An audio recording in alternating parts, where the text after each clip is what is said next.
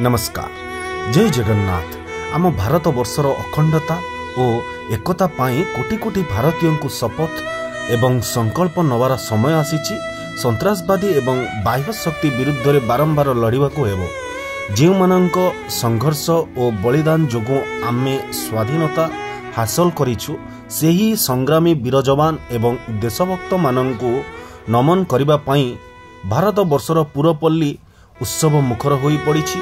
एही परिप्रेक्षी कटक सदर अंतर्गत सोमपुर ठारे थिबा happy kids English medium school परिसर रे 79तम स्वाधीनता दिवस पालन होई जाइछि। एही विद्यालयर कुनि कुनि पिलामानंक मध्यरे स्वाधीनता दिवसर महत्व एवं स्वाधीनता संग्राम रो पराकाष्ठा उपरे सचेतन तथा एही स्वाधीनता दिवस काहींकि पालन करा जाइछि एहा उपरे गुरुत्वारोप करा जाइथिला।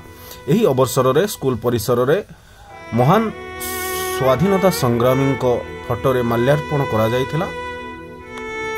आयोजित स्वाधीनता दिवस उपलक्षे स्कूल अध्यक्ष स्वरूपरथ देश पई स्वाधीनता आनिथिबा संग्रामी मानक उपरे अभिभाषण देइथिले। अन्य मानक मध्यरे स्कूल शिक्षयित्री शिक्षक अभिभावक रहिथिले।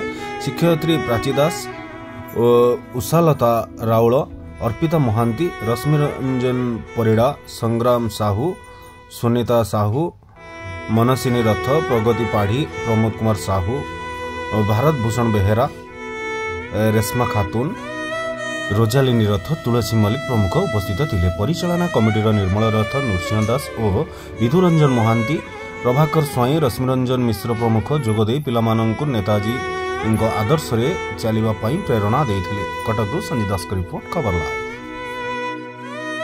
Prachi Das, happy kids English medium school जने शिक्षयित्री। आज आम स्कूल परिसर रे स्वाधीनता दिवस पालन करागला।